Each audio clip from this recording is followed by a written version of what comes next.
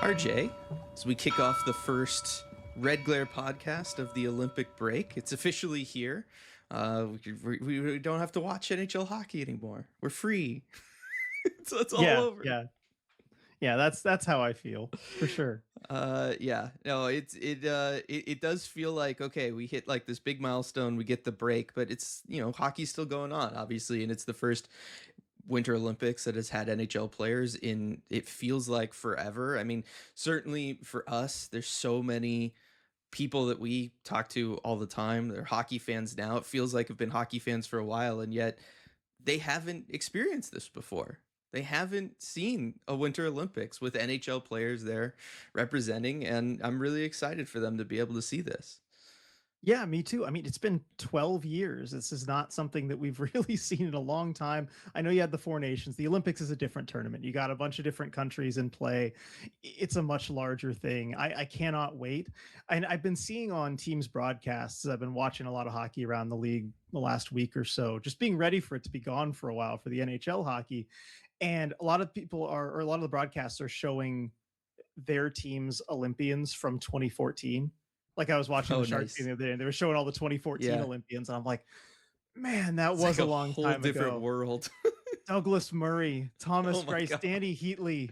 Of course, Thornton and Marlowe, they're legends forever, like, Pavelski. But seeing some of those other guys, man, it really does remind you how long ago it was. How many shifts would Douglas Murray last in today's NHL before they just immediately sent him back down and we never heard from him again? Uh, One, maybe one.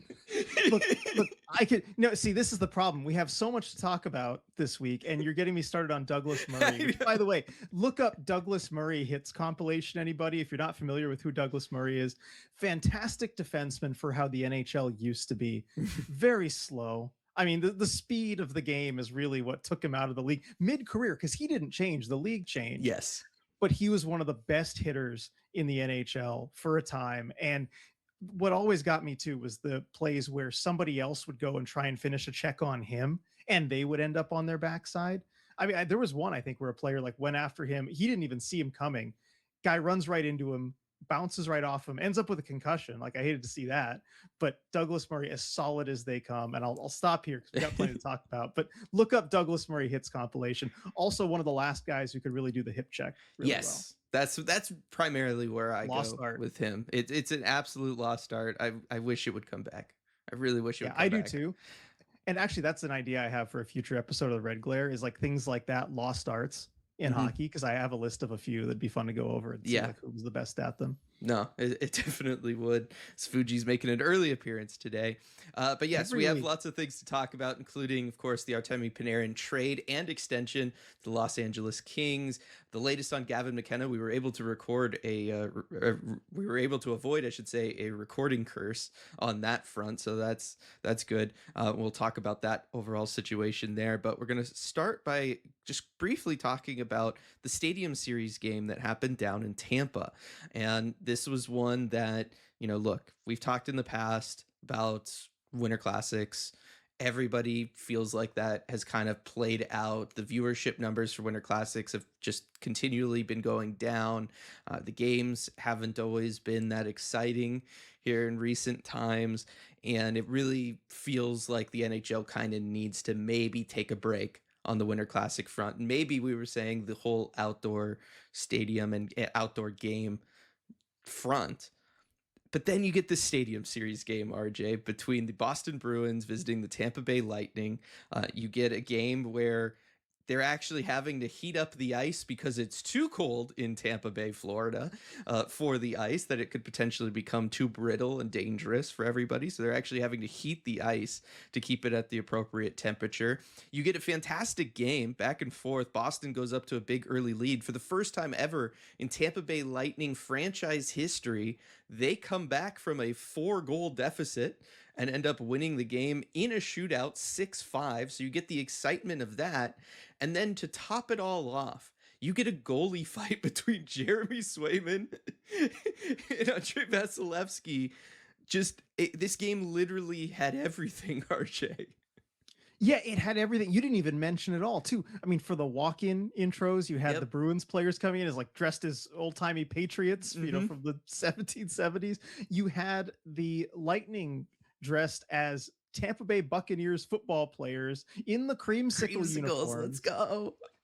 And you had that. You had the coaching staff for Tampa. I mean, John Cooper dressed as Scarface. Yes. Like I mean, again, it's a whole pirate theme thing, and then he comes in dressed as Scarface. His assistant coach is just dressed as mobsters there. Yep. I don't know how you take that seriously. If you're like, I saw a tweet talking about the ref talking to Cooper on the bench. I don't know how you take that conversation seriously, the way that he's dressed. But the game had absolutely everything, and my thought after seeing all of that and everything that happened in the game was just, God, I hope people watched it. Hmm. I hope as many people as possible just happen to have that on a TV, because that is the kind of thing that will make lifelong hockey fans. And I was really pleased to see that people actually did watch it, it seems like.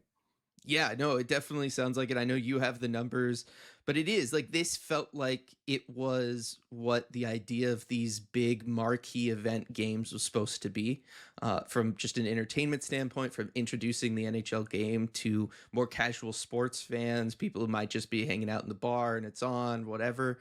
This game felt like what it's supposed to do, which is get that interest, look like something that is for sure going to be entertaining. Obviously, lots of different angles that you could go with there. But like this was the whole idea of these outdoor games, these marquee events to showcase the league, and it felt like this did a good job of showcasing all aspects of the league, the personality, like you just talked about, the hockey itself in the close game and the big and the excitement of a multi-goal comeback and all of that, the goalie fight and the it was really like kind of an all-out brawl situation there. Like just go look at the penalty report, but it had that angle of the sport and the game on display. It just genuinely had everything. And so yes, hopefully, right, everybody watched. We know because of the number that they did, and that's exactly what the league needs out of these events. Yeah, 2.1 million viewers on average, peak 2.4 million. It's the most viewed NHL regular season game ever on cable, and it's ESPN's most viewed NHL regular season game on record. So I was really pleased to see that, because this is one of those magic moments, and you can't even really plan for it because you don't know that you're going to get a game that good. But I do want to credit everybody, every last person with the Lightning, the Bruins involved in that game, because they all understood the assignment and they Mhm. all embraced the entertainment aspect of it. And I think that's something you really don't see in the whatever running of the Winter Classic or Stadium Series that has the Chicago Blackhawks in it for the ninth time against random team at stadium they've already had it at, at Fenway, or something. Both teams completely embraced it. It felt like there was some novelty and like they were actually having a good time. Mhm. Because that's something that's really, I think, been lost from these outdoor games. It's just the teams. It feels like, the guys have kind of been there, done that before in a lot of cases. In a lot of cases, they have. Mhm. And it just felt completely novel, which was awesome. Every last person bought in. Yeah, is that something to it just being a game? Like, yeah, it's a Stadium Series game, but there is something different about it being not a Winter Classic, right? Like the Winter Classic, it's been built up as this special event that has history and tradition, and they always represent it like it has all of that. And there are certainly great moments in Winter Classic history, but the idea that it's somehow this, a special event that has some more intrinsic value than just being a regular season hockey game played outside on what used to be January 1st. That's Whereas this game, Yeah. it just felt like a regular season game between two teams in division, jockeying a little bit for position, and everybody was just like, "Hey, all the bright lights are on us. Let's like just go and do something." It did not have any of that kind of imposed weight and self-importance that the Winter Classic sometimes has, I feel like. Yeah, that's a really good point. And I'm conflicted about this because I part of me was thinking too, like this would be so much better. And I feel like even more people would have watched it if the NHL did, just one outdoor game per 2 or 3 seasons or whatever it was, right? And then you get something like this, and it's maybe 5 million people watching it or something. Hmm. Everybody's eyes are tuned on it. But you're right. I don't know if everybody would have kind of bought in and reacted that way. They would have maybe taken it more seriously in a Hmm. bad way. I wonder, Right. because yeah, that was part of it where everyone bought in, but part of that was just not even taking it that seriously, because so many of these things, whether it's the crazy outfits or especially something like the goalie fight, that doesn't happen in a game that the players take really seriously. Like, you'll never see that happen in a playoff game. No, And I do never. wonder if that's part of it. So have we reached the point where the outdoor games are so oversaturated and overdone that it flips back Yep. around into being fun and entertaining because they're just so unserious? I think we might have. And I certainly think like it helped that this is being held at Raymond James Stadium, which is of course where the Tampa Bay Buccaneers play, and they really leaned heavily into the pirate theme, and they were like, "Hey, we're going to incorporate the pirate ship and all of that." And I think that the NHL kind of leaned into it, and from the beginning that gave it this more fun and playful feel and atmosphere rather than the winter classic, which is more of, you know, hey, this is our duty with our broadcasting partner NBC, and we do, and like this is, it's supposed to be this marquee event, and this is the one time that sports fans that aren't NHL fans are going to be watching us, and we need to make sure that it's all perfect, and you guys, the players, need to be representing the NHL.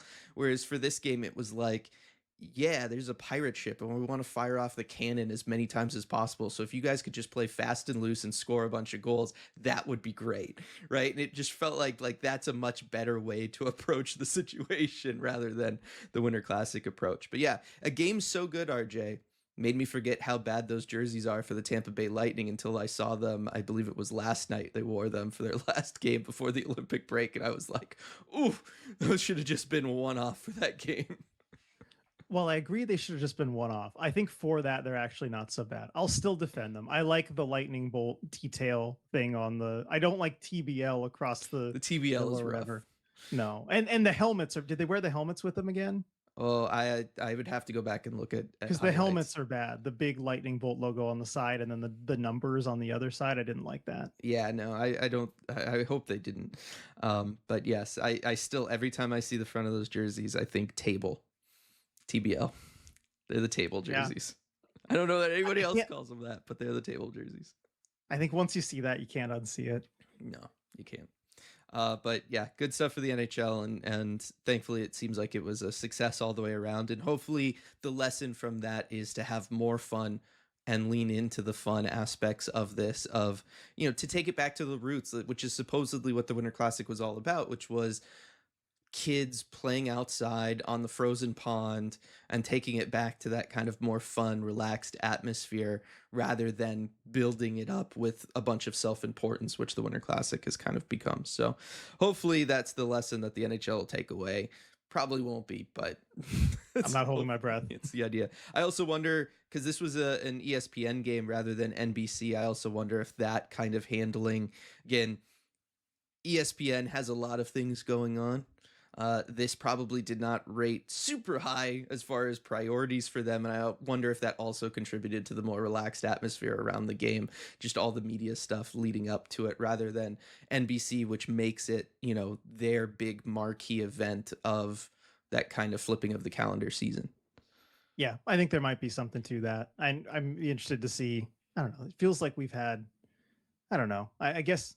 Yeah, the Stadium Series games, have they been more? Again, I just feel like this is a one-off. I I still feel think like it for is. so many reasons it's a one-off. You could look at the reasons and everything, but like, unless everything like this comes together again, I don't think we're going to see it for a long time. Yeah, no, it probably will be, Sorry to bring it down at the but end at of this least it topic, happened. but like, I'm not holding my breath. No, no, but at least we got it. At least it happened, and it showed us that the NHL can still be fun sometimes when it Yes. comes to these So sorts of things. I'll take that. I'll look at the pictures of John Cooper dressed as Scarface, and we can have that forever. The goalie fight with Swayman's like bright yellow pads. Yeah. That's the other thing that stood out to me too. Like the highlighter yellow pads. That's how you know no one's taking it seriously in a Hmm. good way. No, for sure, for sure. All right, All let's right. talk Panarin trade. I've waited long enough. Yes, I know. We're getting into the Artemi Panarin trade, traded from the New York Rangers to the Los Angeles Kings in exchange for Liam Greentree and a conditional third round pick. The return that we were all expecting, RJ. Yeah, well, certainly given the talk around it, it's a surprisingly low return. But when you see the whole situation and what happened with the trade, the return starts to make a little bit more sense. I mean, it's been pretty clearly reported LA was the only place that Artemi Panarin wanted to go, and it sounds from the reports like he did consider some other options beforehand, but then ultimately made his decision. Now, Panarin had a full no move clause, so he could kind of pick his destination. That's his right. And so LA was the only team that the Rangers could negotiate with. And I think that's a big part of the return. I mean, there's so many angles that you could take on this trade. I'm not sure which one to start with. I guess let's just get some of the story out of the Mm, way. It really does seem like the Kings and Ken Holland figured it out. Like they kind of got wise to the fact that Panarin only wanted to go to LA, and that's was expressed in Panarin talking about the trade afterward. I think he suspected that the Kings maybe figured out he didn't want to go anywhere else. He said, "Look, I think if Ken Holland knew how much I wanted to go to LA, he would have only given me $5 million on the extension, right?" And because that's a big part of it, is Artemi Panarin does sign a 2-year extension with the Kings at 11 million. 11. Was it 11? Yeah, at Yeah. $11 million, which is actually a drop from his current cap hit, and definitely less than the 50 million over a certain number of years that it was reported he was asking for. Takes a lot less money. Rangers get a lot less of a return, but it's all because Panarin just really, really wanted to go to LA. Yeah, I mean, I don't blame him. As somebody who grew up in Los Angeles, I don't blame him. But it's yeah, I mean, it's interesting, and I think like that part deserves a lot of exploration, which is why specifically Los Angeles. Because look, I get it from a, weather's good, it's still a big market, there's lots of things to do, all of those angles of it I understand. But when you look at it from an athlete's perspective, you have to look at a couple things. And certainly when it was so heavily reported previously that the extension was going to be a big part of it, and then the extension ends up not really being that big, and also signs it in a state with the highest, athlete tax in the league. It's, second only to some places in Canada as far as how much of his paycheck's going to be taken away tax wise. So it really does feel like money was absolutely not the factor in any of this, because he not only probably left more years and dollars, and it has been reported that that is the case in other places, but he also just decides to go to a place versus some other places that has a much higher income tax. And so obviously money is not a factor for Artemi Panarin, so we can get that out of the way. But the other thing that an athlete has to look at when kind of dictating where they want to be traded is the team that they're going to, RJ. And the team that he's choosing to go to is a team that is aging, hasn't been able to get out of the first round in a while. Kopitar is going to be retiring at the end of the year. There's some young guys on this team, but nobody really knows how good they are, and it feels like they're kind of transitioning out of still being young developing pieces into just, I guess this is all that they're going to be, from a lot of the high draft picks that the Kings have had. And it's a team that's currently not in a playoff spot. Right? Like they're struggling to try to get into the playoffs right now. They can't score. They're 31st in the league in goals for. There's not a lot about this situation that seems like it should be that attractive to Panarin as far as like, oh yeah, that's the team I want to join. Not only that, you've had over the last couple of years some pretty significant locker room drama and everything. And a coach that you and I both think should probably be fired. I don't really know what Panarin's seeing from a team perspective here at all, unless, again, just living in LA was so important. He does not care if the team he's on is successful. He doesn't care about the money that he's being paid, and he doesn't care if the team's successful. I think that's it. I think it really just comes down to that he wanted to live in Los Angeles, and that's it. And I think, Dylan, do you think it's a theme with him over his career? Because look, there's only 3 places he's ever signed a contract in Yep. his career: Chicago, New York, and LA. Do you think he just really wants to be in a giant megacity?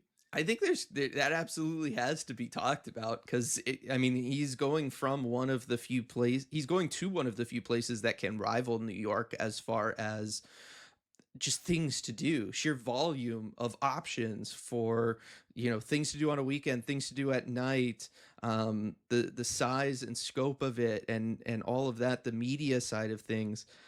I think it has to be discussed that he seems to really enjoy that.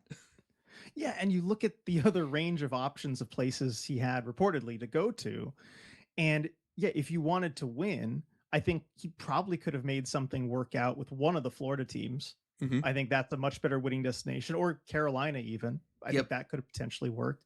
So if you want to win, you go with one of those. If you want money, I think you clearly go with Seattle Yep. because they reportedly offered him a 4-year deal at north of 14 million a year, which would have, by the way, made him the second highest paid player by cap hit in the entire NHL next season. So that's a lot of money to Hmm. leave on the table. And of course, we'll talk about that plenty on our deep dive podcast, the Kraken angle of all of that. We'll talk about that on Monday. But I think it just has to come down to location for him. And so for the Kings, I'm trying to think of how much credit, I guess, to give Ken Holland and the Kings for this move, because the more stuff comes out, the more it really feels like it just fell into their laps. Hmm. Because like if you're looking at trade grades and okay, how did each team do or whatever, for the Kings, like everything I would normally give them credit for, and I guess you could still give Ken Holland some credit for maybe recognizing just how much leverage he had and taking full advantage of it, because the return's not very much to the Rangers, and then also the extension, keeping that term to 2 years. Hmm. I don't know how he managed to do that. I guess I know how he managed to do that because Panarin wouldn't go anywhere else. Panarin even joked, and I'm assuming joked, that if it wasn't for LA, if LA didn't want him, he would go back to Russia. Russia, I know.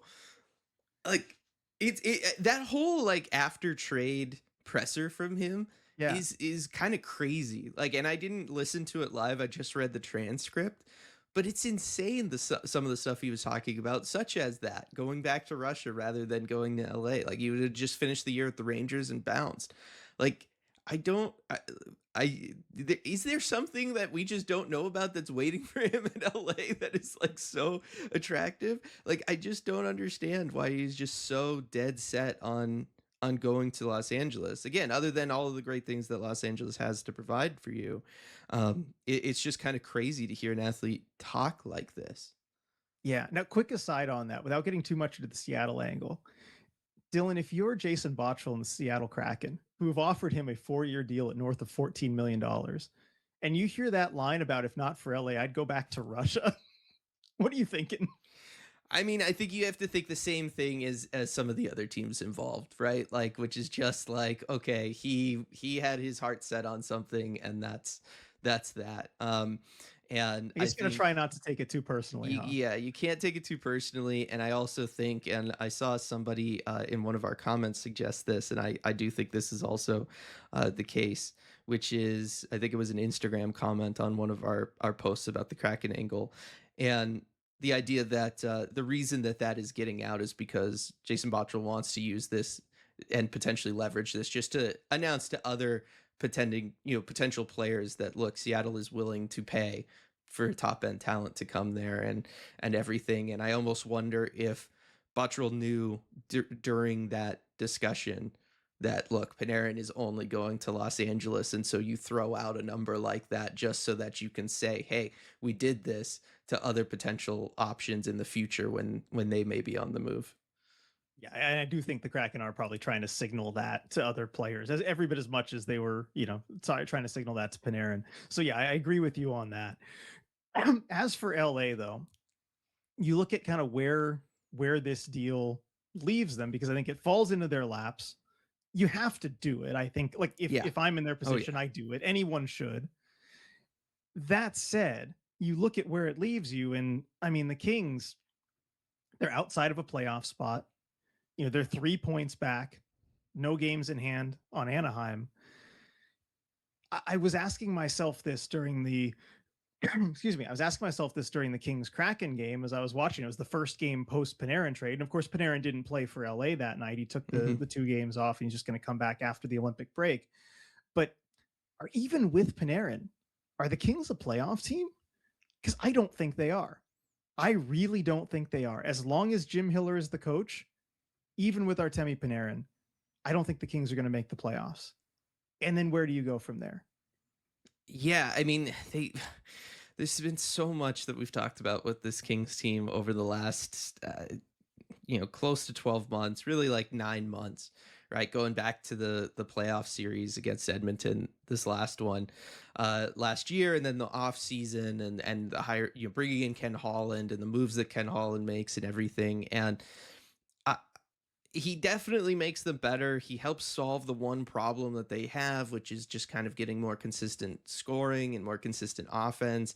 I think the addition of him, whether he goes to the first or second line, wherever they decide to slot him in, he gives them then two legitimate lines, right? Like I think that that's a big deal, that they're going to have a top six that can actually, you could throw out there, and they can rotate, and they should both be able to generate offense. Whereas right now, the Kings kind of have like one and a half lines. He gives you officially two lines. He allows you then to spread some resources off of that first unit power play onto the second unit power play. Like I think a lot does just change for the Kings in a pretty significant way by adding him. But yeah, like you look at this division, and I don't know, does he push the Kings to be that much better than Anaheim or Seattle? To the point where they can make up the deficit, the 3 points that they have there. I don't know, maybe. Like I guess the one thing is, the Kings have been losing a ton of games in overtime, right? Like they're really good at scratching and clawing and getting their way to OT. They can't take care of things in OT. You know what will probably help in a lot of those overtime games? Having Artemi Panarin out there 3-on-3, having him in the shootout, right? Like those will help. That'll help, right? If you're able to keep games close, it'll help, maybe getting an extra goal generated by having Panarin out there, whether he's scoring it or he's setting somebody up. And then maybe that game turns into a 1 goal regulation victory for the Kings, instead of a game that goes to overtime where then they struggle. So I do think it's going to probably make the difference. I also think it's just like, that's a locker room boost, right? Like this guy Okay, wanted you'd to think it go would to you. be. You'd think it would be. But after the trade, they have two games back to back against Seattle and Vegas, and they go out and they lose both those games in the first period. Yeah. You have the most flat start to a game. You have the team playing just completely lifeless, uninspired hockey, as they really have all season. But it got even worse post trade. I mean, that's the thing. I look at this group, and I think on paper, certainly they have enough talent to make the playoffs. Certainly this year in the Pacific, as bad as the division is.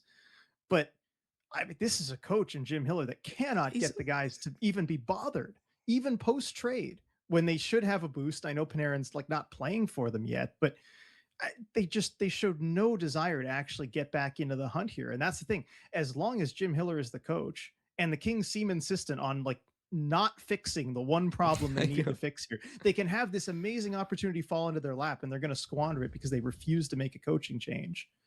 Nothing's going to change. Like sure, Panarin comes back, but if the Kings can't bother to give an effort like these last two games post trade, what's it going to matter? It might not then, right? Like, and I'm with you. We've both been on the get rid of Jim Hiller train for a long time.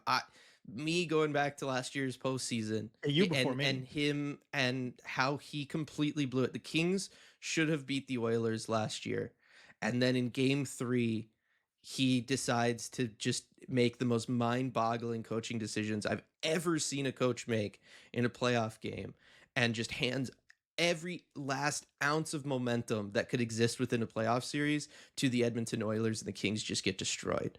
Right. And it was all 100% Jim Hiller making not even questionable coaching calls, just flat out bad coaching calls. And from that moment, I was like, Jim Hiller needs to be fired. He needed to be fired before that series was over, because of how he handled Game 3 and 4 of that series. And so yeah, I've been on the get rid of Jim Hiller bandwagon for a very long time. I helped build it, right? Like that left wheel is You did. all me. But I just think that they're not going to. I think that once he's actually there in LA and the locker room comes together and all of that, I think things are going to be a little bit different, and they're going to come into the the post Olympic break just kind of refreshed and a little bit of a different team. And I think that that will make a difference, and they'll find a way to do it. In part because I don't know that Anaheim and Seattle are necessarily going to be able to take big enough steps forward. Like the Kings just need to play almost 500, but like They need to do regulation better than 500. that. I guess they need to do better than that, but not by like a ton, right? Like it'd be one thing if they had to really turn things around. Like if we're talking about Florida, and it's like, okay, Florida needs to make up 9 points or whatever to make it right. It's to be Yeah. competitive in division, or they need to really like make up points to be competitive in the conference. I think then it's like, okay, does Panarin make enough of a difference? In LA, considering their competition is Anaheim and Seattle, I I feel like it's still going to probably be enough of a difference. And maybe this is also just because I feel like Jim Hiller is just destined to be there until they're bounced in the first round again, and potentially even longer than that, who knows. So in that sense, I guess I feel like they have to make it. Well, see, question for you on this trade. And I think it's an interesting way of looking at it because obviously, from a value perspective, this is fantastic for LA. Like you It's give one up of the a most like prospect. lopsided trades of all time. Yeah, it's one of the most lopsided trades of all time for LA, just from a value perspective. But is this trade, is the Artemi Panarin trade a lose-lose trade? Because of where it puts LA, obviously the value for the Rangers is terrible. It's a bad situation for them. Lose on their end. I don't think you'll get much argument there. But on LA's end, does it just prolong the ineptitude? Does it? Because look, I think it still makes your absolute ceiling as the Kings, at least this year, a first round exit. Yeah. That is as high as you can possibly go. And if you do get there, if you reach that ceiling, and Panarin probably helps you reach that ceiling of a first round exit, might even protect Jim Hiller's job. And you might go at it next year and just keep hitting the same wall over and over again. It feels like this definitely puts the Kings even more so on that course. Is it a lose-lose trade? It might be. I think still going to be a win for the Kings because it keeps them relevant, right? This is a team that keeps getting bounced in the first round, that now can barely be a playoff team, maybe, right? Having Artemi Panarin makes you relevant. It keeps you in conversations. It shows that you're still a valuable franchise and a destination. I think like that aspect of it all keeps you in the win column, kind of regardless of what things end up looking like for you as far as team success goes. Because again, he just reminded the entire rest of the NHL, hey, LA is that dope, right? I just turned down a ton of money, more long-term security as an older player, all of these things that NHL players value more than anything. He turned it all down to go to Los Angeles, right? And just having somebody like that do what he did, yeah, that's a win for you if you're the Kings. It just keeps you in that column. It keeps you in the zeitgeist, and it keeps you in the minds of other NHL players moving forward.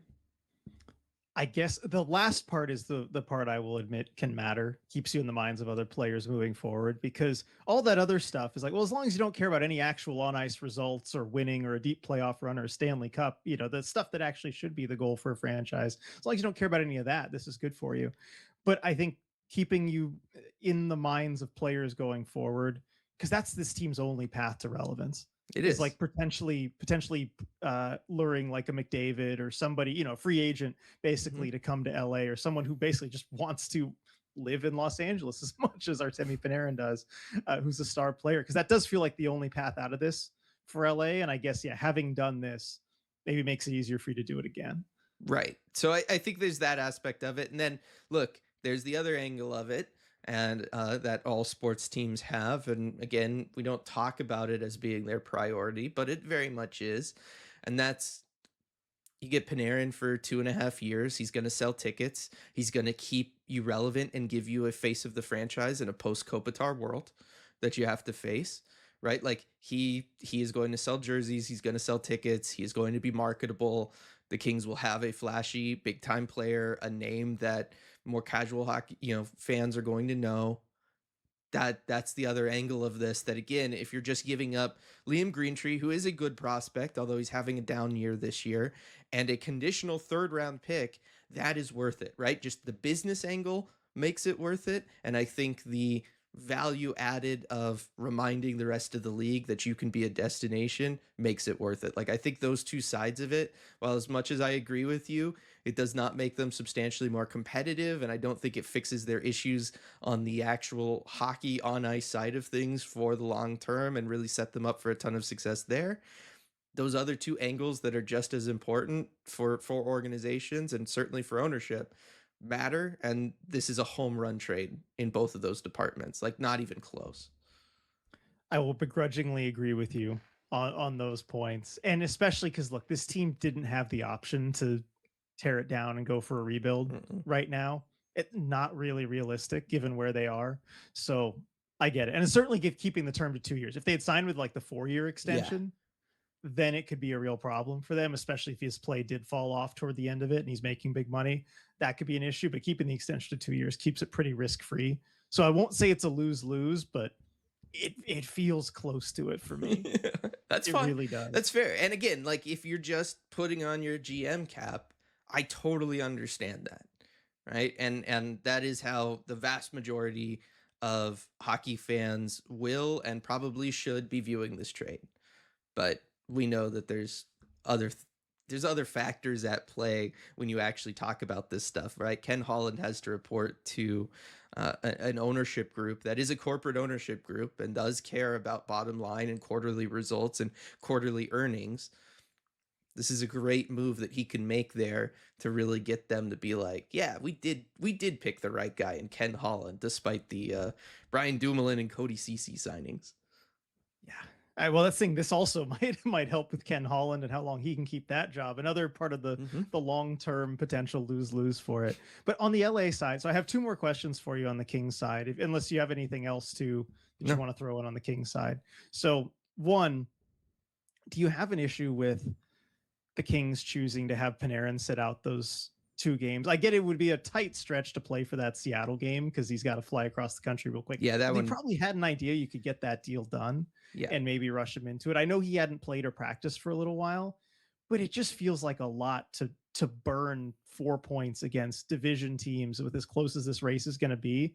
Felt almost like they were giving up before they even got him. Yeah, the Vegas one's interesting. I think part of it is you talk to the player and you see like, is this something you're even interested in? And if Panarin's like, no, I want to focus on getting my family ready to move cross country and everything like that, then you say, all right, in a perfect world we'd have him, but we're not gonna start this off on the wrong foot by forcing him into a game against Vegas, Fair. right, on the last day before the Winter Olympic break.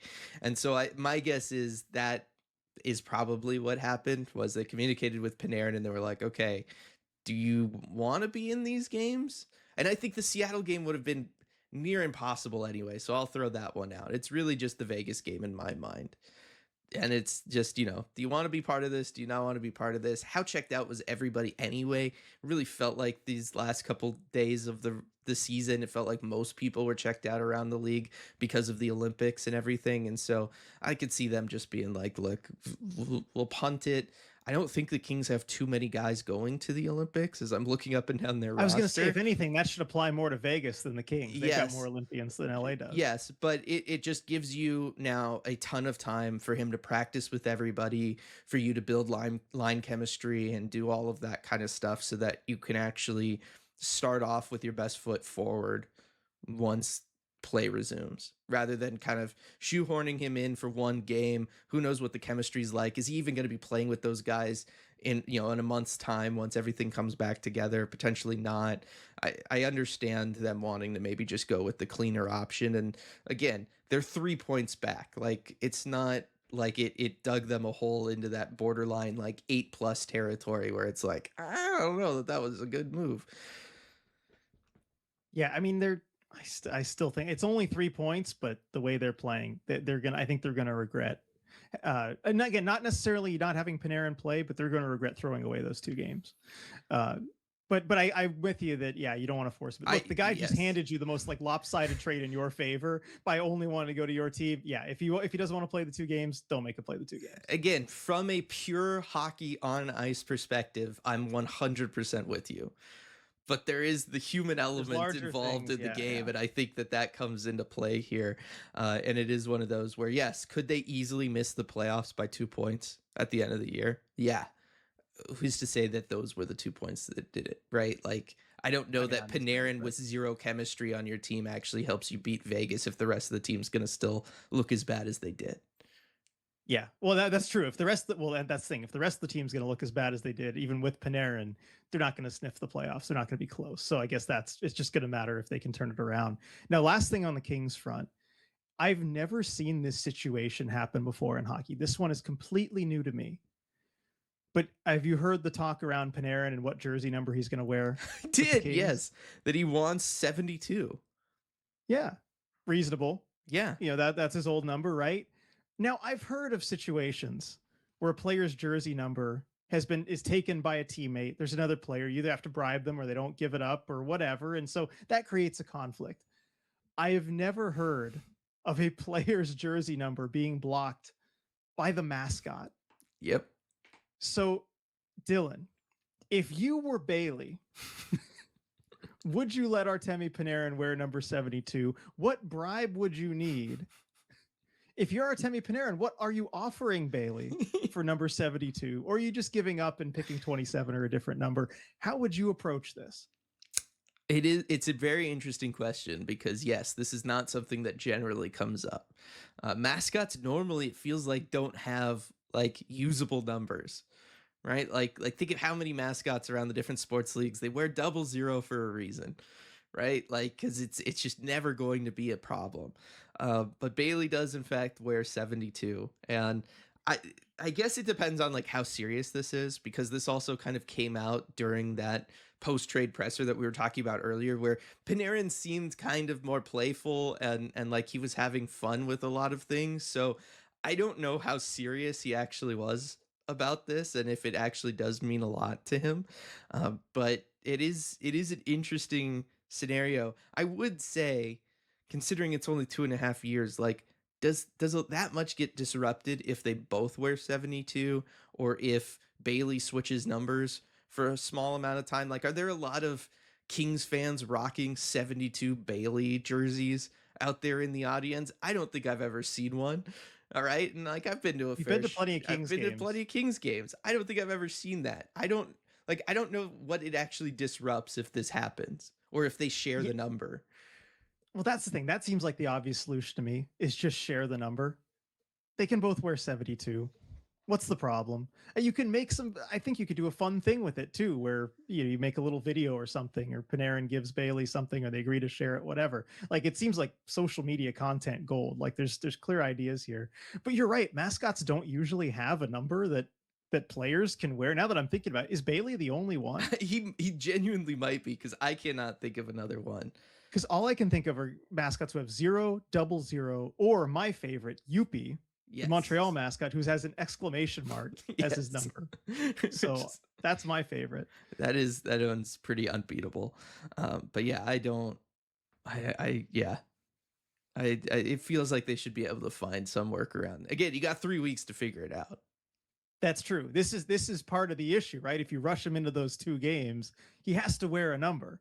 You need Mhm. time for the whole Bailey Panarin negotiations to play out. This is why you wait. Okay, now I'm sold. Now that it's okay. I'm It okay all with the makes decision sense. now. This Yes. was the thing. Yeah. No, I agree. I guess my Yeah, last. there's non-hockey reasons, as you said, Mhm. Yeah, no, they matter. I guess my last thing on the Kings front, and just to kind of, close it and state that again, which is, at the end of the day, hockey's a business and it's an entertainment business. And Panarin will make the Kings more entertaining, and they did not have to give up too much to do it. And therefore, it's a win for the Kings. And it feels like that's exactly what we were just talking about at the start of this pod with the Stadium Series game versus the Winter Classic. Right? The Winter Classic, the importance is all on the hockey, and it gets built up way bigger, and there's lots of self-importance and all of that stuff, and the intrinsic value of it all. And I think that we tend to, when we discuss a lot of these things as fans, and I think also on the media side of things, we tend to place that same kind of intrinsic importance on just the sport itself and the results and all of that kind of stuff, forgetting that sports is just there as escapist entertainment for people. Like that is the function within society that sports fulfills. There is no actual intrinsic value to the result of a regular season game. Like it does not mean anything, but it's a way to spend an evening and for people to have fun and for communities to come together and all of that kind of stuff. And the Panarin trade will allow that to happen better in LA, and therefore it's a win for the Kings. I'll let you have the last word on it. I could counter. Losing is not fun or entertaining, but you know what? I'll let you have the last word on that. If they're losing, if they're going to lose on anyway under Jim Hiller, Panarin at least makes those losses a little bit more tolerable.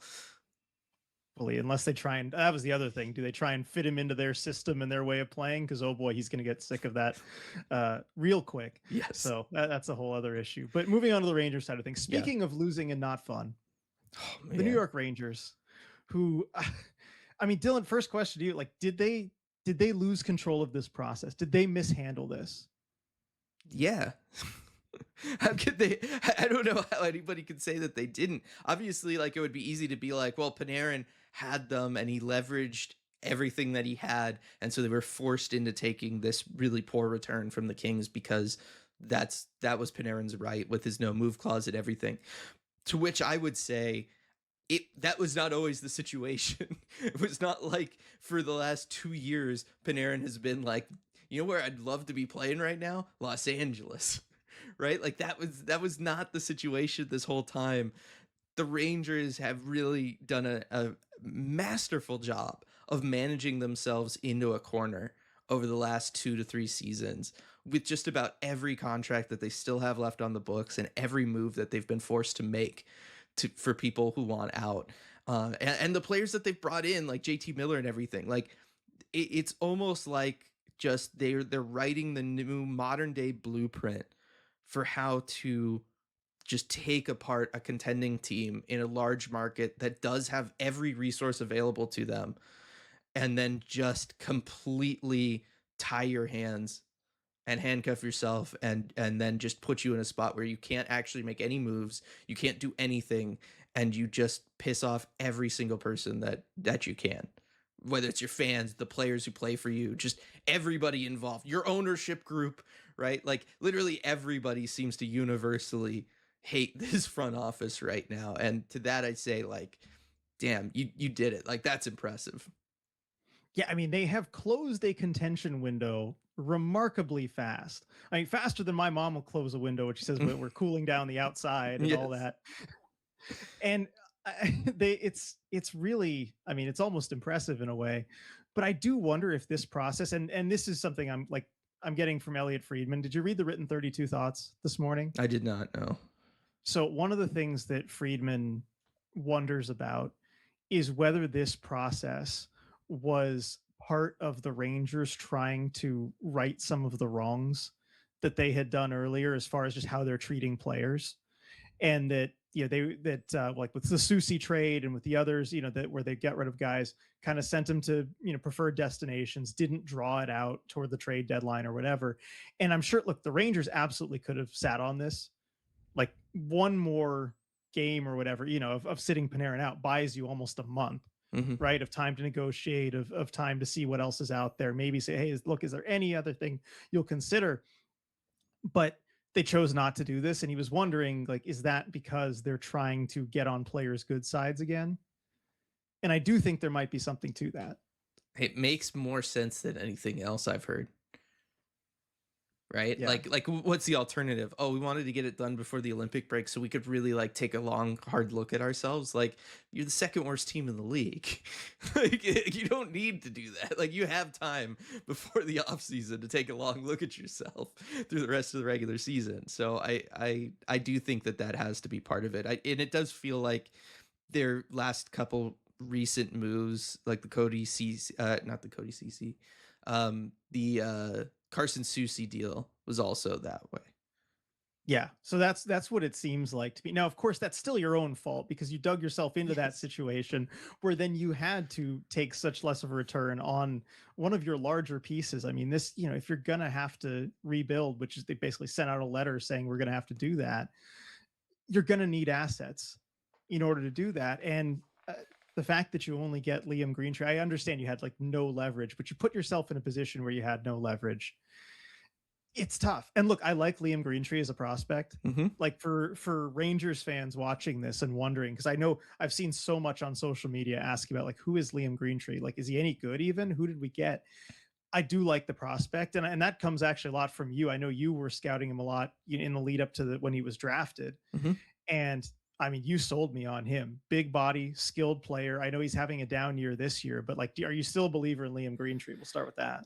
Yeah, I mean, and by the way, a down year for him is still 45 points in 35 OHL games with 23 goals. Right? So like it's not a terrible year, but certainly you look at like the year he had last year is D+1 year, 49 goals, 119 points in 64 games. The playoff performance was even more impressive, 14 goals and 24 points in 11 games. Like Dominant. absolutely dominant. He was somebody that really surprised at Kings Camp that first year that he came in. There was rumors that he could have made the roster this year for them. He was one of their final cuts. He's big body, 6'3", 216, and he's unbelievably hardworking, and he knows how to, like, quote unquote play the right way. Right. And I think that that's going to be a big deal moving forward. He's going to be a successful NHLer because he has that size, because he's willing to use that size and work hard with it. And then he has the skill to also contribute on that side of things. Right. So you just think of a future guy that's going to be a net front battler, somebody who's going to be in those situations, and he's going to have the finishing touch to be able to put home those rebound opportunities that he's going to be fighting for, while also understanding the game at the level where he can, open up shooting lanes, passing lanes, all of that kind of stuff with his size. And he's going to work hard at it. He's going to be a good forechecker, all of that stuff. So he is a very solid prospect. He's one of those guys that is, he's never going to be the driver of offense at the NHL level. He's never going to be the guy, but he's the kind of guy that plays on a line with the guy. And so that's, an extremely valuable thing. But Panarin was the guy, right? Like, you traded the guy for the guy who goes with the guy. And so it just feels a little tough in that situation. And especially when you're the Rangers, you look at things, and if you're a Rangers fan and you go, okay, like, let's say Liam Greentree joins this team the next year or two, who is that guy for him to play with? Like, who is he going to play with that he's going to be opening up shooting and passing lanes for, and providing, forcing defensive resources to be way down low, net front, and below the goal line to open things up for somebody? I guess it's got to be JT Miller at 34, right? Like, Yeah, it's iffy. I mean, that's, if he's still on the team, which I mean, he might be. It doesn't seem like he wants to go anywhere. But yeah, you don't have somebody that you're building for the future with. Like, I think that's part of the whole thing with the Rangers, is that they need to either draft high again and try and get that guy, or entice that guy as a free agent. Those are the only two kind of ways that they can do it. So yeah, you don't really have that yet, but that's why you need to kind of rebuild and everything. That said, I mean, of all the prospects in the Kings organization, look, at the point where you only have the Kings to deal with, if there's any one prospect I could have asked for, it would have been him. I would have asked for Brant Clark, but well, I don't count him as a prospect. He's a regular. True. Of course, I'd ask for Brant Clark. But he's a young Clark, guy. Byfield. Yeah, there's players on that team I'd want instead. But of any prospect who's not on that roster yet, yes, Greentree was the one for sure, and they got him, and so you get that. Yeah, it's a tough one. I guess the other thing that you have going for you potentially, if you're the Rangers, is you can still trade Trocheck, and maybe that's where you have more leverage in negotiations. Teams are going to be having to compete against each other offer-wise, and you hopefully get a prospect of equal or potentially even greater value to Liam Greentree in a trade for Trocheck. Yeah, I think in a lot of ways Trocheck's going to have more value, almost certainly, because he has to, that term. Yeah, he has to have more value. So I think that's where you're going to get your big return. But still, it's kind of rough there because he doesn't have Trocheck doesn't have he just has a 12-team no trade list. So you've got a lot more flexibility working on the Trocheck front. Now, did you see Panarin's comments about the Rangers earlier this season and, early extension talks that he had with them? No. Because he talked about it and he said, he's like, I'm not sure if I should say this, but their offers at the start of the season, it was kind of a thing where, do you really want me here or not? Do you think that's kind of the point where they messed up the situation and maybe not giving a more serious offer? Because I do wonder how he would have responded if they had offered, say, 2 times 11. Maybe like the rumor going around was that they asked for a like kind of Kopitar style, team friendly legacy contract. And I understand Panarin, different situation than Kopitar, um, as far as how long you've been with the organization and everything. And I understand him, if that is true, being like, okay, you really don't value me then, or you certainly don't believe in me over the short term, right? As far as what my skill set is and everything there. So that is entirely possible, and yeah, that probably contributes, but also like every report out of this team has just been about kind of how miserable of a locker room experience it's kind of been for the last little bit. And I don't see that getting any better. You bring in JT Miller to be captain, and it seems like drama follows him wherever he goes and everything. Like, I could also see Panarin just being like, look, this competitive window is closing. We're losing a bunch. It's miserable here. I want to just get out of that. Like, that seems equally as likely to me.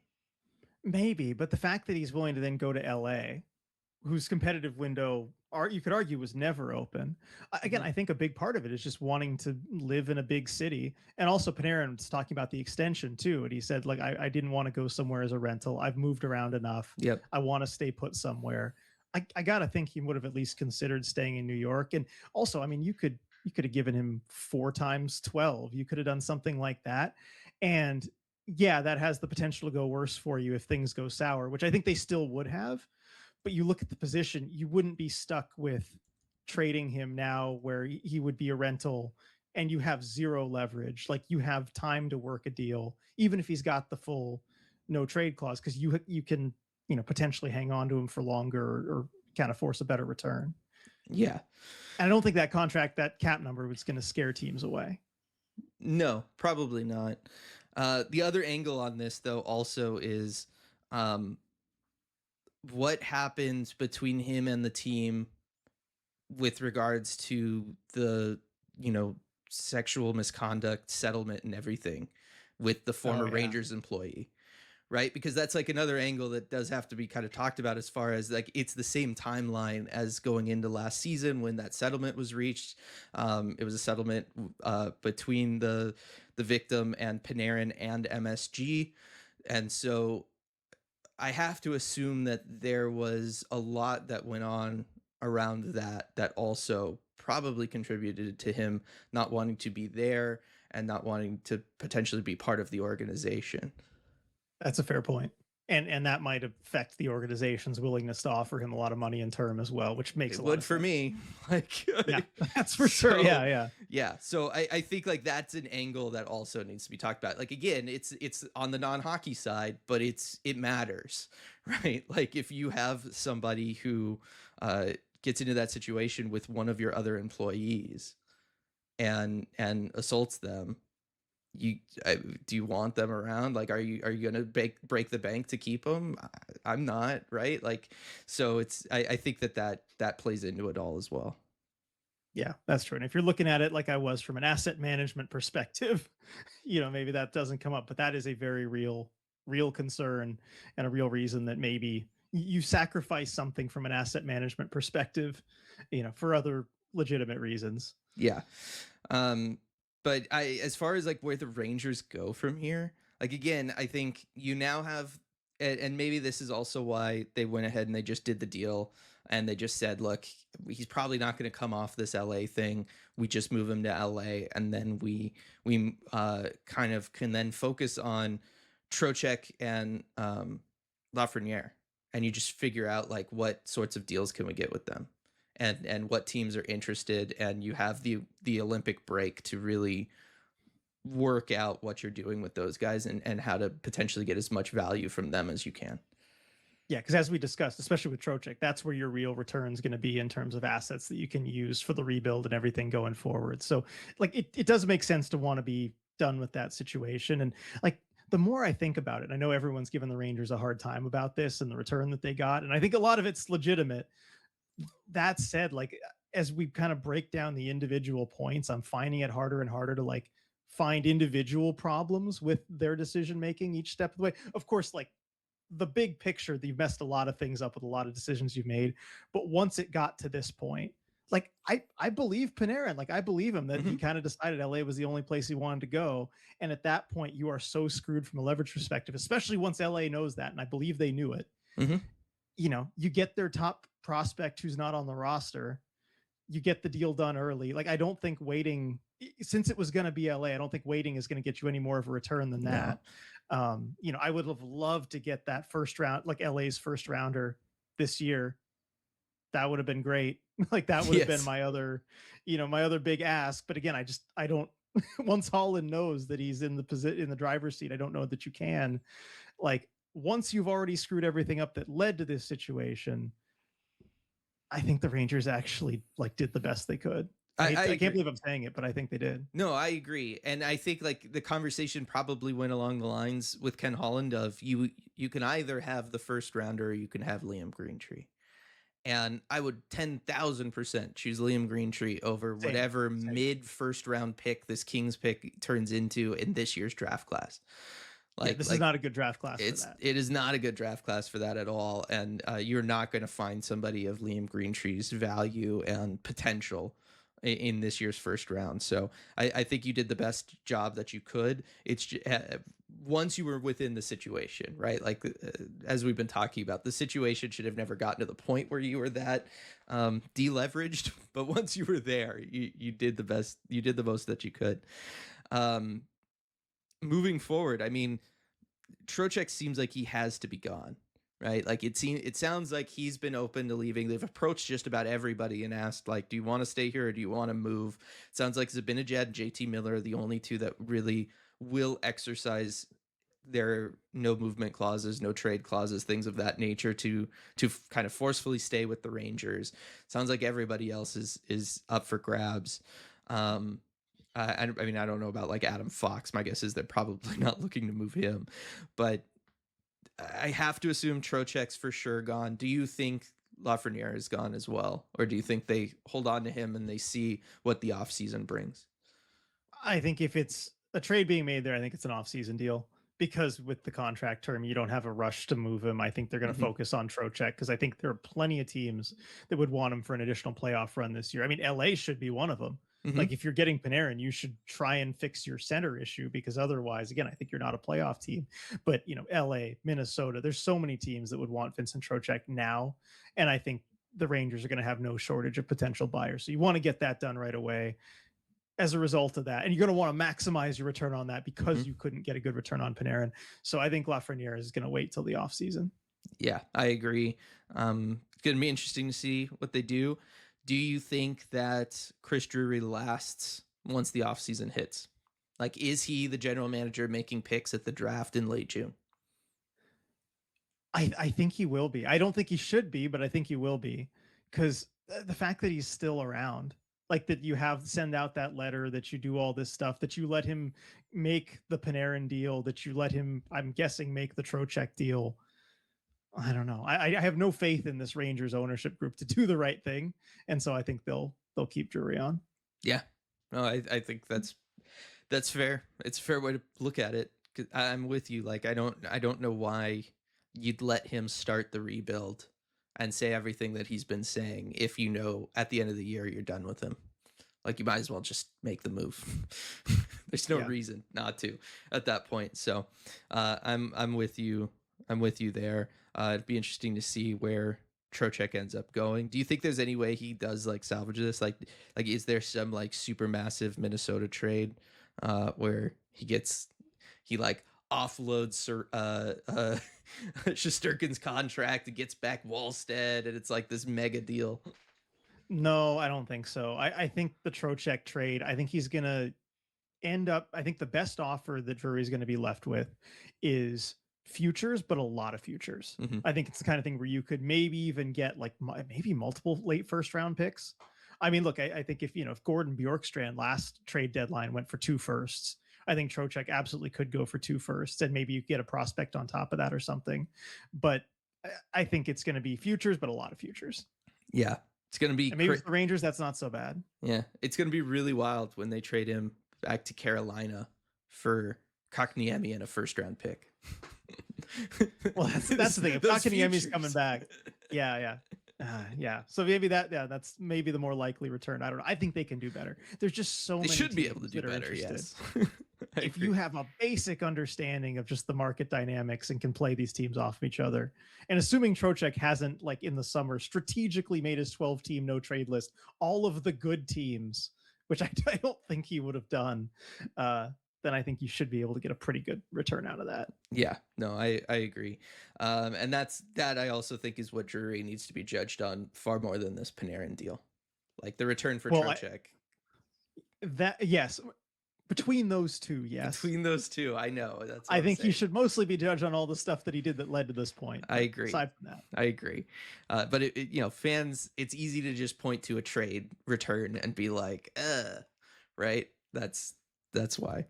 All right. I mean, this is crazy though. I'm sorry. Last thing on this, like we go into it is like obviously it's one of the most lopsided value deals.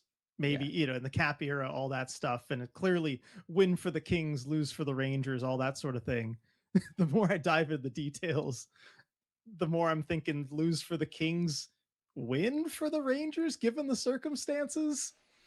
Yeah, although like we've been saying, I wouldn't go that far, but it's your just own creation. So like in that sense, it's still a lose for you. But it's that way for both teams. Yes, it is. But yeah, everything is more nuanced than, again, just looking at rosters on paper. Just is. All right, on to the Gavin McKenna stuff. So this week it was reported initially by Onward State, which is a independent student journalism Penn State blog, that Gavin McKenna was charged in connection with an altercation, and not just charged, but at the time was facing a felony aggravated assault charge, as well as a misdemeanor simple assault and 2 summary offenses for disorderly conduct and harassment. This was obviously a huge deal. Gavin McKenna has been talked about as the potential, in some cases probable, first overall pick in the upcoming draft. He's a player that teams have been paying attention to, and certainly the media has been paying attention to for years now, going into this draft. And this was a big deal situation that this developed, got into an altercation. What we know factually, and almost all of that is just from the open records request that Onward State made with the local police department there in Penn, is that he got into an altercation with somebody else, and this is on video, threw 2 punches, broke this person's jaw in 2 places. This person has already had to have surgery to wire their jaw shut. And that's it. That's like what we know for sure factually. They were at a downtown bar, him with some teammates. There was an altercation once they left the bar around 8:45. And that's what we know definitively. Now, lots of things have been going around about, were they kicked out of the bar for underage drinking? Was his mom with them? Did this person say something nasty about McKenna's mom and he was standing up for her? A lot of that stuff has been swirling around, but nothing has been reported from anybody that I would say is credible enough to believe that it's happened. And quite frankly, I think this caught a lot of the hockey insider community by surprise. I don't think this was really on their radar. And again, we're talking about an incident that is less than a week old. So there is that component to it. Now, the latest development, as far as things that can actually be reported, is that we just 15 minutes before we started recording, the district attorney came out and said that they are dropping the felony charge against McKenna. So without that felony aggravated assault charge, which did carry up to 20-year prison term, should they have charged him and he was convicted and all of that, it'll just be a misdemeanor simple assault and then 2 summary offenses. I would also imagine that there will be a civil case that he's going to have to deal with after all of this, be my guess. But just your reaction when you first kind of heard this, RJ, because I mean, this generally does not happen in this sport. Like I don't remember the last time a potential / probable first overall pick do something like this. No, I mean it's been a while, and I mean we've seen hockey players get into physical altercations with people in the past, and generally the hockey player gets the better of it. I Hmm. think in the stories that I can remember. Uh, that said, like I was really just like waiting for the details. Like, okay, why'd he do it? Like, what what's going on here? But of course, my mind went to, well, of course, his draft stock and what's going to happen to him this year. And I mean, of course, hearing about the potential lengthy prison term, that's of course very scary. Figured that probably wasn't going to happen, but still, you wonder, okay, what's this going to do to his draft stock? And given the other rumors around it about the potential reasons, and if somebody was, harassing his mom, whatever, it's so much of it is going to come down to like what facts come out about what actually happened, how teams are going to view that. Cause I could even see, potentially if it's like in the most positive light for him, where, this person was really being a jerk to his mom and, all that. And he just stood up, for a family member. I could see teams potentially even viewing that as a positive thing. Hmm. Like I could see it, the whole range depending on the facts, but it's going to make it very interesting for the draft. I think teams are going to really, really dig in here for the interviews. And we know that whole process, like already, if a player doesn't have anything like this happening going on, they're just a normal person, nothing's happened. The amount that teams will dig in on this stuff or ask them weird questions at the combine, all this sort of thing, it's going to be a bit of a circus around this in the pre-draft process, I feel like. Yeah, it ensures that Gavin McKenna will be the focus of this draft more than it was kind of trending, because quite frankly, while he had been talked about for years as the de facto number one pick in this draft, what have we seen as this season has played on? Well, we've seen him kind of fall down the rankings a little bit. Guys like Ivar Stenberg have come into the conversation and passed him on some people's big boards, right? We've seen Keaton Verhoff come in and maybe be ranked above him on some big boards. He's struggled this year at Penn State versus what the expectation was, at least for what he could do transitioning over to the NCAA. So it this firmly puts the conversations going into the draft back on Gavin McKenna, because now we have a situation that hasn't really happened before. Certainly has not happened in modern times, right? Post lockout world. This has not happened where you're talking about a prospect this highly ranked and this highly discussed to be in a situation like this. And so there's not really any precedent as far as how much do teams take this and treat this as though it's a serious matter versus potentially waving it off, and which teams would do that. Like, we just don't really have a record for this, and what it's going to do for his overall draft stock. I think it raises like the questions I have if I'm a team is I want to find out, you know, obviously the situation around why he decided to get physical with somebody, because that's a big deal. And I don't want to underplay that, because if this happened, if this is a normal person and not Gavin McKenna, that charge probably doesn't get dropped and they do go to jail, right? Like, that's the reality of this, is if it's a normal kid, certainly if they're older, like sometimes maybe you get the benefit of the doubt being an 18-year-old. People get a little bit more worried about, destroying somebody's future, although it doesn't happen that often that they get that worried about it. But for most people, if you or I were to do this, RJ, regardless of what somebody said about our moms, we go to Yeah. jail. like that's the reality of the world. Like, this is a situation where he is getting by on athlete privilege. I think like that can be stated at this point, even though we're very early on in the process. I feel like that's fair, because I don't feel like if you break somebody's jaw and in multiple places and they require surgery and they did not touch you first, that very often a felony charge gets just dismissed on you, right? So I think that we can at least say that. I think that opens up a whole problem conversation around not just athlete privilege, but also um, hockey player mindsets, and specifically for kids that have been pumped up and talked about since they were preteens.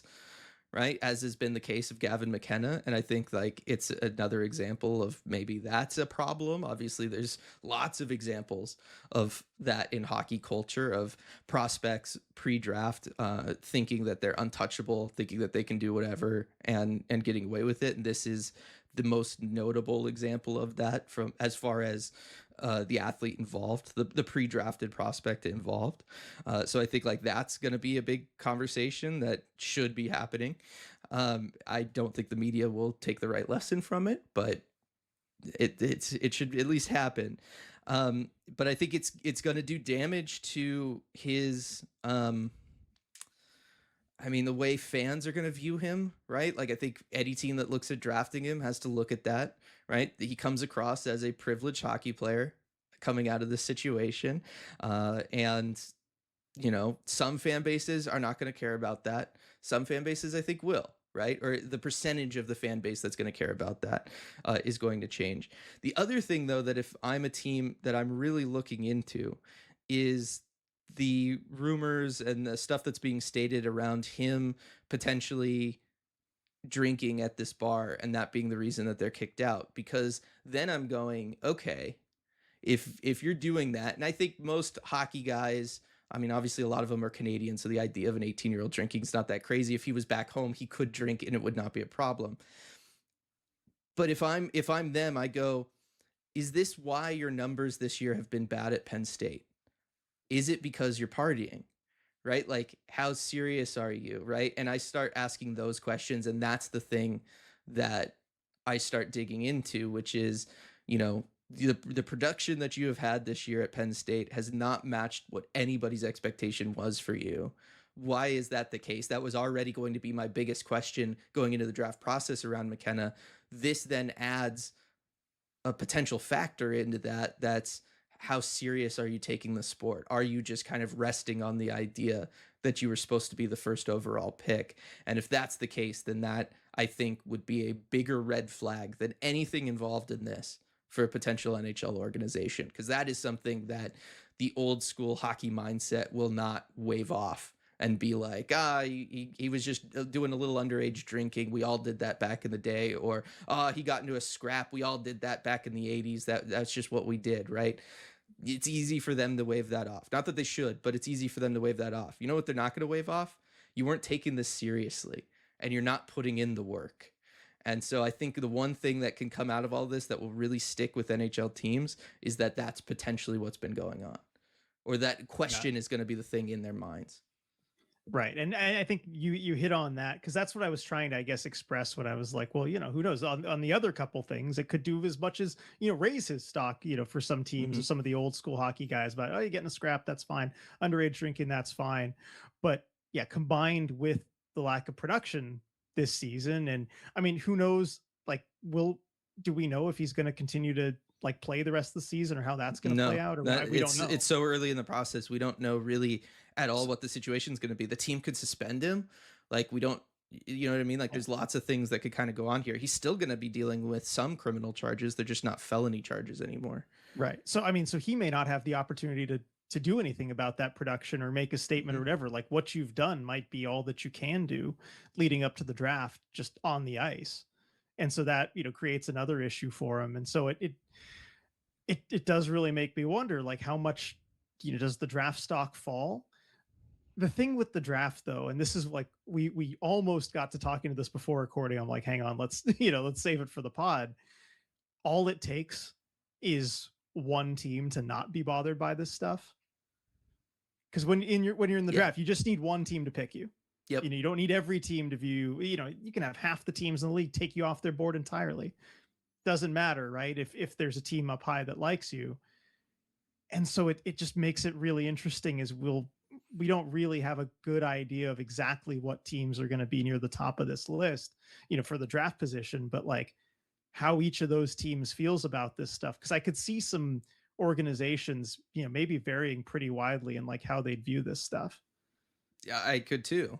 I mean, let's and also, I mean, look at some of the organizations we know are going to be there. Like, there's the Rangers, who we were just talking about earlier in this podcast. Like, you know, do you want to add that sort of thing? You know, how do you view that sort of thing in light of all of the stuff that's been going on with your organization, the locker room, the media market there.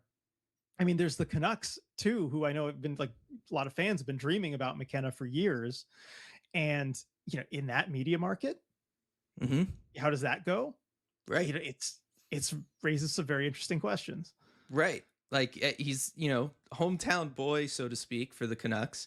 My Yeah. guess is like this probably doesn't scare them off, but it's one of those things that the first time that team starts to struggle or that he starts to struggle, the media is bringing it up. Like Oh yeah. it will be a story that you will not escape for at least the length of his ELC. You're dealing with that in Vancouver. Um, Oddly enough, St. Louis is probably the one place that they probably don't care I organizationally, don't think and they care. also it's the easiest place to kind of disappear.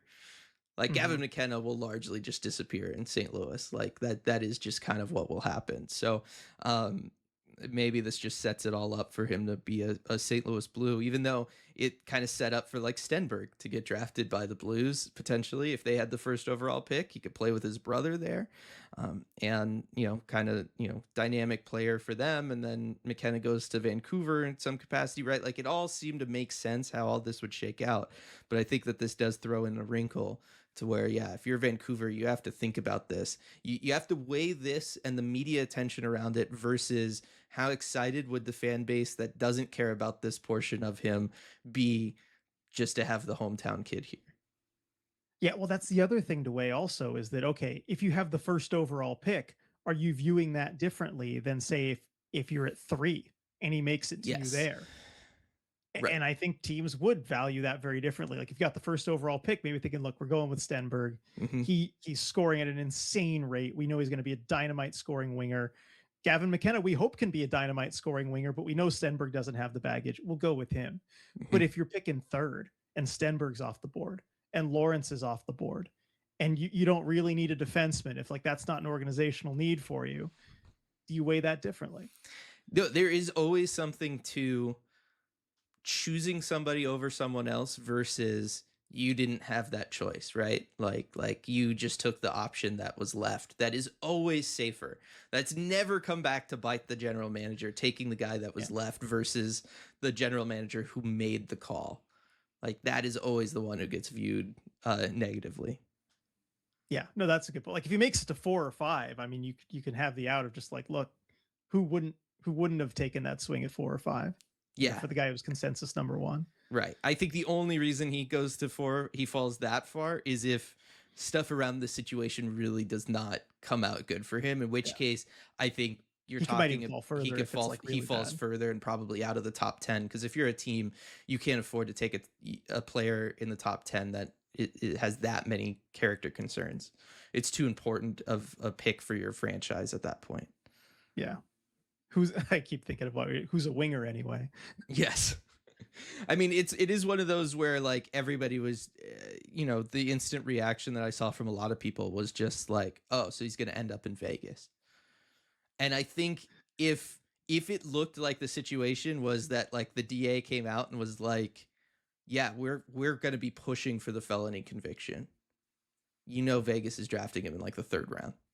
Because like that makes him like untouchable for everybody, but Vegas would do it anyway, and then they'd just be Oh, for like, sure. "Oh, on appeal, he's gonna get off or something, or it'll be lowered and he'll avoid jail time, and then he'd just be a golden knight."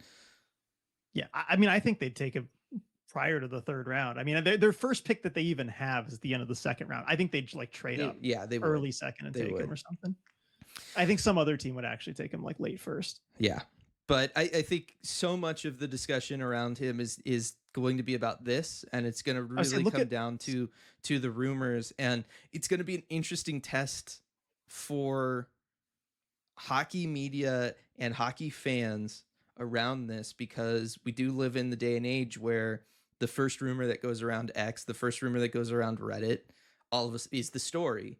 And so I almost wonder with those situations, and I'm definitely not claiming that this is the case, but I wonder if in the future with athletes, when they get into situations like this, you already have representation. Do they just start floating stuff like that because that then becomes the narrative, right? Like our player's in trouble. Let's just say that his mom was there and that this happened, right? And then everybody kind of backs off, and it doesn't feel as big a thing. And if it gets disproven later, nobody really cares about that in today's media world.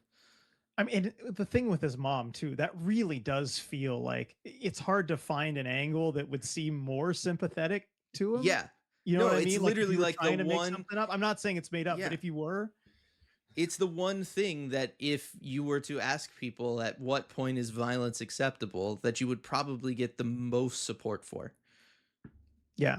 Like what could someone say to you that's, Right. like and there's no real like racial angle to be had here. So other than that, what's something that someone could say to you that would make it most acceptable? Yeah. That's And probably on the Family Feud board. right. That's probably So number one. I think that's that's a that's a big component to it. And again, again, not saying that that was generated from his side or anything like that, or even somebody who just is a Gavin McKenna fan and wants that to be the case or whatever. But it is one of those things where I do wonder, like, everybody is talking about this situation as though that has been reported fact, and it has not been reported by, as far as I can tell, any media outlet, much less a credible insider. And so Yeah. that to me is already just like kind of one of those things where it's like, all right, this is the concerning aspect of the world that we live in, is that you just kind of create a rumor around this and it becomes the narrative. I mean, we saw this in hockey with the Corey Perry situation in Chicago, right? Yeah. Like, he did a legitimate bad thing in Chicago. Yeah. They had a very good reason to dump him and to go through that whole process. But the story, and the story that still gets talked about and made fun of, is the created story that somebody just made up. And it's like that's a problem. And I don't think that, obviously this situation is going to be any different. Yeah. And I think at least one of the good things is that there's a lot of time for this to play out before the draft. Yes. Like thankfully this is not happening in, mid-June, early mid-June. So hopefully we'll get a better picture of what actually happened. But yeah, it's unfortunate that people can kind of run with stuff. Yeah. So we'll see. And again, it could be true. Yeah. I'm weary of this stuff because of what we've seen in hockey and elsewhere, even outside of Yeah. sports. And that's the challenge. And I know, like with a podcast like this, where we're trying to, of course, if you jump on this and post a video with the title, like Gavin McKenna's mom insulted, beats up guy who did it or whatever, Right. you're gonna get a lot more views and a lot more Mhm. traction than like us, where we're like, yeah, we don't know a lot of this, Mhm. what happened. You have to take a measured approach to it, but that's what we're trying to do. We're trying to be better Right. than No, a lot of what's out there. you can't come to any sort of definitive conclusion. We can't even say that this is going to affect his draft stock. We can ask the question, but again, without knowing all the details, I don't know how GMs are going to react to it, because I think that those details will matter as far as how they react to it. Oh yeah, for sure. And then even like again, like are you weighing that a lot at number one versus number three? Like there's so many different factors Yeah. you could take into account. We just don't know. Yeah. So it'll be interesting to see as further reporting comes out around that situation, as more people are going to start digging into it, what eventually comes to light, and then how the draft process unfolds. Be really interesting once the next round of prospect rankings comes out, as well as I think brought up a good point. Is he even going to play anymore this year? Like, does this keep him off the ice moving forward at Penn State? Like, I think that's going to be a big thing that I haven't really seen anybody bring up yet. Right. And I mean that's a way that could much more predictably affect his draft stock. Like if he doesn't get to play the finish of the season, like we've seen what happens with players who are just injured, who don't get to play. It makes it a lot more murky what their, draft stock is. Right. So then it becomes, yes, has your body of work at Penn State been enough? And it's iffy. It's iffy, right? Which is crazy to say for somebody with as many points and everything, and then had the World Junior production that he had. But that's where he's at. That's what happens when the expectations are that high, when you're one of the consensus number one guys. Yep. It's tough to deal with that. All right. That's going to do it for this episode of the Red Glare podcast. I want to thank everybody for listening. If you're watching on YouTube, make sure to subscribe to the channel, like the video if you can, so other hockey fans can find it.